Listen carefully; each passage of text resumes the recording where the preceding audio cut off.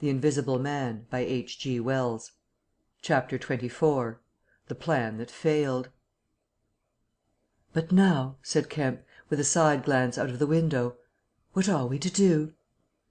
He moved nearer his guest as he spoke, in such a manner as to prevent the possibility of a sudden glimpse of the three men who were advancing up the hill road, with an intolerable slowness as it seemed to Kemp. "What were you planning to do when you were heading for Port Burdock? Had you any plan?" "I was going to clear out of the country. But I have altered that plan rather since seeing you. I thought it would be wise, now the weather is hot and invisibility possible, to make for the south; especially as my secret was known, and every one would be on the look out for a masked and muffled man. You have a line of steamers from here to France. My idea was to get aboard one, and run the risks of the passage. Thence I could go by train into Spain, or else get to Algiers. It would not be difficult. There a man might always be invisible, and yet live and do things. I was using that tramp as a money box and luggage carrier, until I decided how to get my books and things sent over to meet me." "That's clear." "And then the filthy brute must needs try and rob me. He has hidden my books, Kemp, hidden my books, if I can lay my hands on him." "Best plan to get the books out of him first." "But where is he? Do you know?" "He's in the town police station, locked up by his own request, in the strongest cell in the place." "Gah!" said the Invisible Man. "But that hangs up your plans a little." "We must get those books. Those books are vital." "Certainly," said Kemp, a little nervously, wondering if he heard footsteps outside. "Certainly we must get those books. But that won't be difficult, if he doesn't know they're for you." "No," said the Invisible Man, and thought. Kemp tried to think of something to keep the talk going, but the Invisible Man resumed of his own accord. "Blundering into your house, Kemp," he said, "changes all my plans. For you are a man that can understand. In spite of all that has happened, in spite of this publicity, of the loss of my books, of what I have suffered, there still remain great possibilities, huge possibilities." "You have told no one I am here?" he asked abruptly. Kemp hesitated. "That was implied," he said. "No one?" insisted Griffin. "Not a soul." "Ah, now!" The Invisible Man stood up, and sticking his arms akimbo began to pace the study.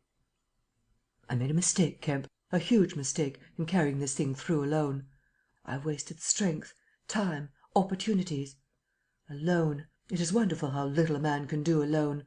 To rob a little, to hurt a little, and there's the end. What I want, Kemp, is a goal-keeper, a helper, and a hiding-place, an arrangement whereby I can sleep and eat and rest in peace, and unsuspected.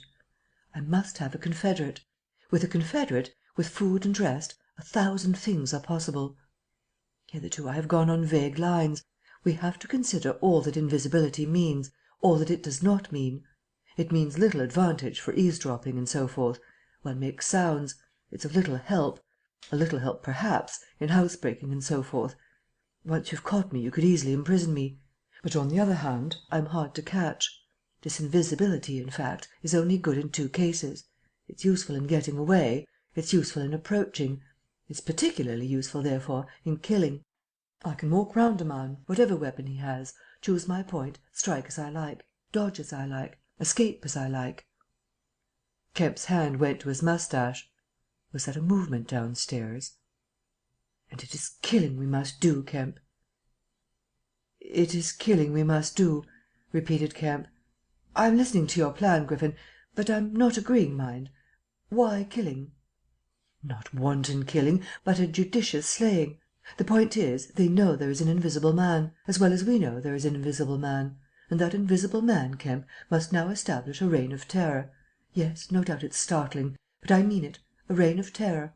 He must take some town like your Burdock and terrify and dominate it. He must issue his orders. He can do that in 1,000 ways. Scraps of paper thrust under doors would suffice, and all who disobey his orders he must kill, and kill all who would defend them." Said Kemp, no longer listening to Griffin, but to the sound of his front door opening and closing. "It seems to me, Griffin," he said, to cover his wandering attention, "that your confederate would be in a difficult position." "No one would know he was a confederate," said the Invisible Man eagerly. And then suddenly, "Hush! What's that downstairs?" "Nothing," said Kemp, and suddenly began to speak loud and fast. "I don't agree to this, Griffin," he said.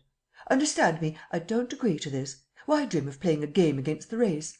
How can you hope to gain happiness? Don't be a lone wolf. Publish your results. Take the world, take the nation at least, into your confidence. Think what you might do with a million helpers." The Invisible Man interrupted, arm extended. "There are footsteps coming upstairs," he said in a low voice. "Nonsense," said Kemp. "Let me see," said the Invisible Man, and advanced, arm extended, to the door. And then things happened very swiftly. Kemp hesitated for a second and then moved to intercept him. The Invisible Man started and stood still. "Traitor!" cried the voice, and suddenly the dressing gown opened, and sitting down the unseen began to disrobe. Kemp made 3 swift steps to the door, and forthwith the Invisible Man his legs had vanished sprang to his feet with a shout. Kemp flung the door open. As it opened there came a sound of hurrying feet downstairs and voices.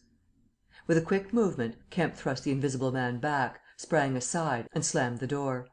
The key was outside and ready. In another moment Griffin would have been alone in the Belvedere study, a prisoner.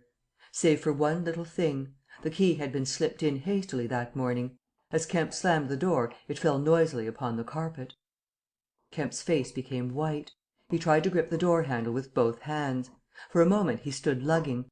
Then the door gave 6 inches. But he got it closed again. The second time it was jerked a foot wide, and the dressing gown came wedging itself into the opening.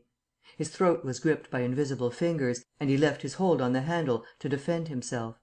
He was forced back, tripped and pitched heavily into the corner of the landing. The empty dressing gown was flung on the top of him.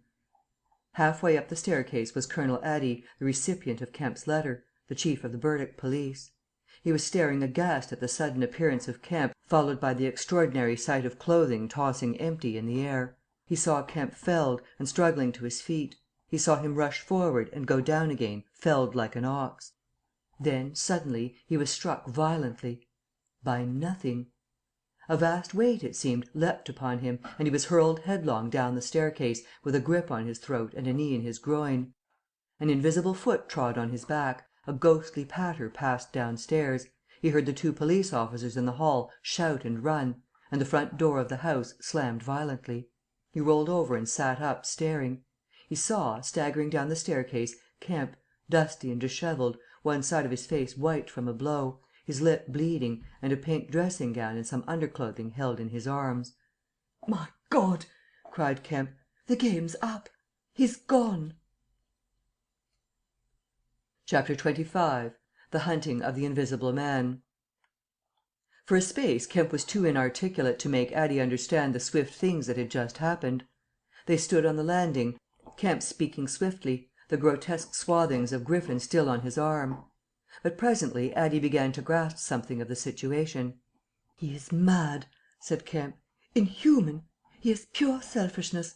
He thinks of nothing but his own advantage, his own safety. I have listened to such a story this morning of brutal self-seeking. He has wounded men. He will kill them unless we can prevent him. He will create a panic.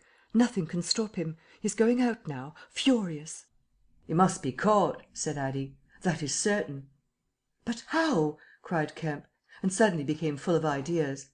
"You must begin at once. You must set every available man to work. You must prevent his leaving this district. Once he gets away, he may go through the countryside as he wills, killing and maiming. He dreams of a reign of terror. A reign of terror, I tell you. You must set a watch on trains and roads and shipping. The garrison must help. You must wire for help. The only thing that may keep him here is the thought of recovering some books of notes he counts of value.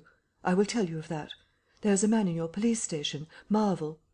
"I know," said Addie. "I know. Those books, yes. But the tramp—" "Says he hasn't them, but he thinks the tramp has. And you must prevent him from eating or sleeping. Day and night the country must be astir for him. Food must be locked up and secured, all food, so that he will have to break his way to it. The houses everywhere must be barred against him. Heaven send us cold nights and rain. The whole countryside must begin hunting and keep hunting. I tell you, Addie, he is a danger, a disaster. Unless he is pinned and secured, it is frightful to think of the things that may happen." "What else can we do?" said Addie.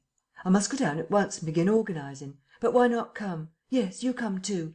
Come, and we must hold a sort of council of war, get Ops to help, and the railway managers. By Jove, it's urgent. Come along, tell me as we go. What else is there we can do? Put that stuff down." In another moment Addie was leading the way downstairs. They found the front door open and the policeman standing outside staring at empty air. "He's got away, sir," said one. "We must go to the Central Station at once," said Addie. "One of you go on down and get a cab to come up and meet us. Quickly. And now, Kemp, what else?" "Dogs," said Kemp. "Get dogs. They don't see him, but they wind him. Get dogs." "Good," said Addie. "It's not generally known, but the prison officials over at Alstead know a man with bloodhounds. Dogs. What else?" "Bear in mind," said Kemp, "his food shows. After eating, his food shows until it is assimilated, so that he has to hide after eating. You must keep on beating. Every thicket, every quiet corner. And put all weapons, all implements that might be weapons, away. He can't carry such things for long, and what he can snatch up and strike men with must be hidden away." "Good again," said Addie. "We shall have him yet." "And on the roads?" said Kemp, and hesitated. "Yes," said Addie. "Powdered glass," said Kemp. "It's cruel, I know, but think of what he may do." Addie drew the air in sharply between his teeth.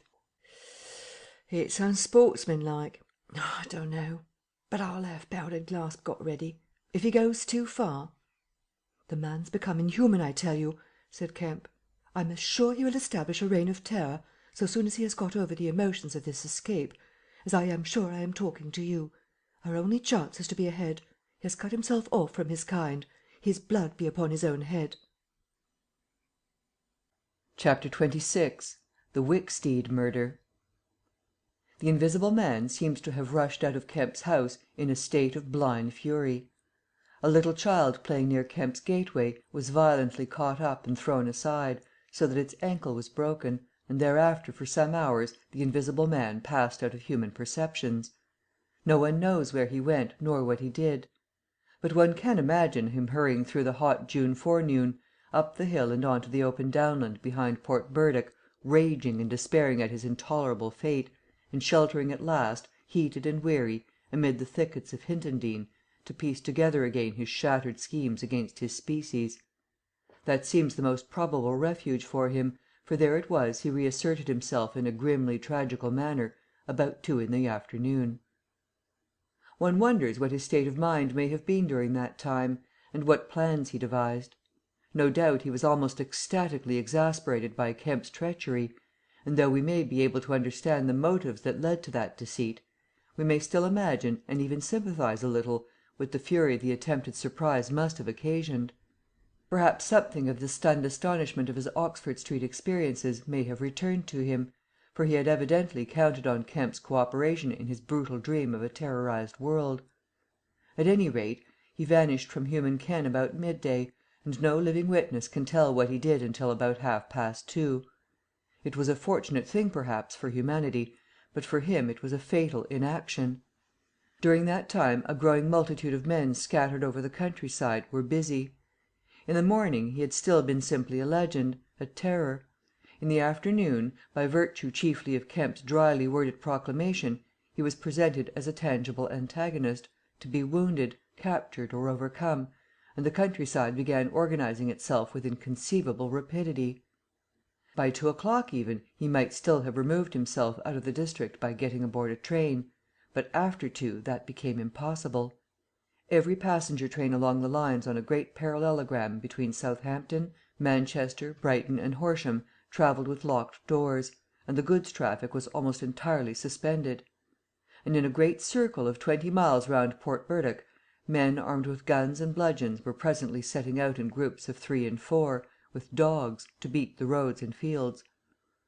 Mounted policemen rode along the country lanes, stopping at every cottage and warning the people to lock up their houses and keep indoors unless they were armed, and all the elementary schools had broken up by 3 o'clock, and the children, scared and keeping together in groups, were hurrying home.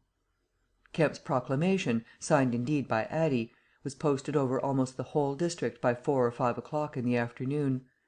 It gave briefly but clearly all the conditions of the struggle, the necessity of keeping the Invisible Man from food and sleep, the necessity for incessant watchfulness and for a prompt attention to any evidence of his movements. and so swift and decided was the action of the authorities, so prompt and universal was the belief in this strange being, that before nightfall an area of several hundred square miles was in a stringent state of siege. And before nightfall, too, a thrill of horror went through the whole watching nervous countryside. Going from whispering mouth to mouth, swift and certain over the length and breadth of the country, passed the story of the murder of Mr. Wicksteed. If our supposition that the Invisible Man's refuge was the Hintondean thickets, then we must suppose that in the early afternoon he sallied out again bent upon some project that involved the use of a weapon. We cannot know what the project was, but the evidence that he had the iron rod in hand before he met Wicksteed is to me at least overwhelming. Of course we can know nothing of the details of that encounter. It occurred on the edge of a gravel pit, not 200 yards from Lord Burdock's lodge gate.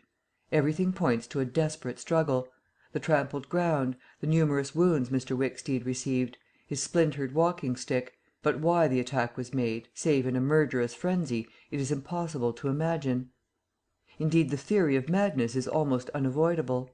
Mr. Wicksteed was a man of 45 or 46, steward to Lord Burdock, of inoffensive habits and appearance, the very last person in the world to provoke such a terrible antagonist. Against him it would seem the Invisible Man used an iron rod dragged from a broken piece of fence. He stopped this quiet man, going quietly home to his midday meal, attacked him, beat down his feeble defences, broke his arm, felled him, and smashed his head to a jelly.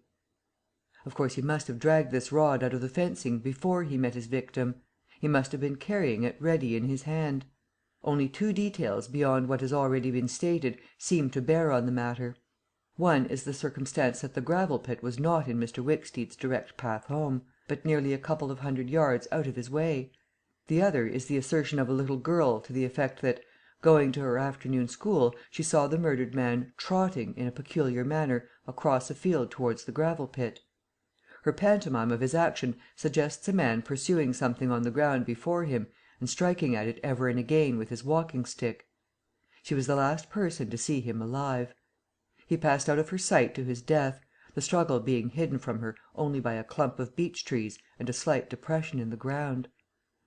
Now this, to the present writer's mind at least, lifts the murder out of the realm of the absolutely wanton.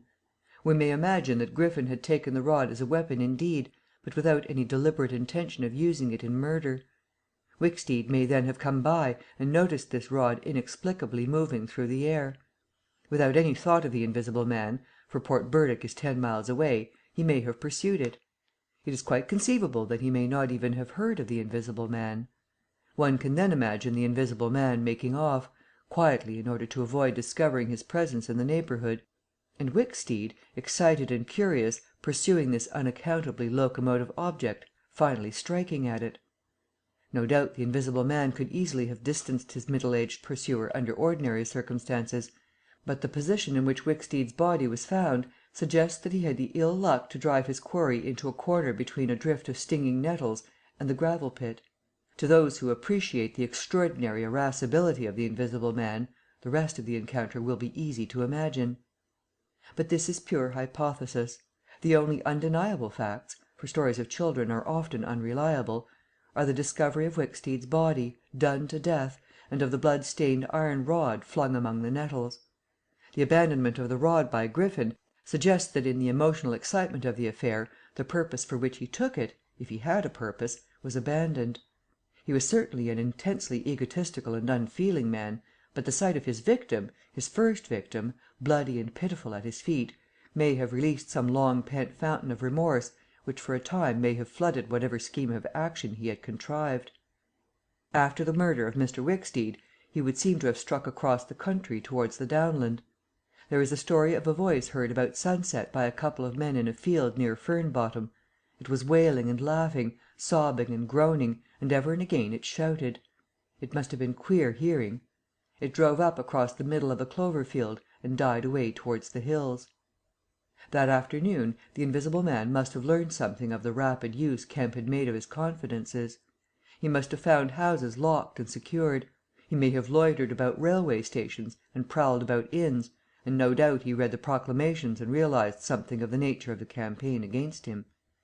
And as the evening advanced, The fields became dotted here and there with groups of 3 or 4 men, and noisy with the yelping of dogs. These men hunters had particular instructions in the case of an encounter as to the way they should support one another; but he avoided them all. We may understand something of his exasperation, and it could have been none the less because he himself had supplied the information that was being used so remorselessly against him. For that day at least he lost heart. For nearly 24 hours, save when he turned on Wicksteed, he was a hunted man. In the night he must have eaten and slept, for in the morning he was himself again, active, powerful, angry and malignant, prepared for his last great struggle against the world. Chapters 24, 25 and 26.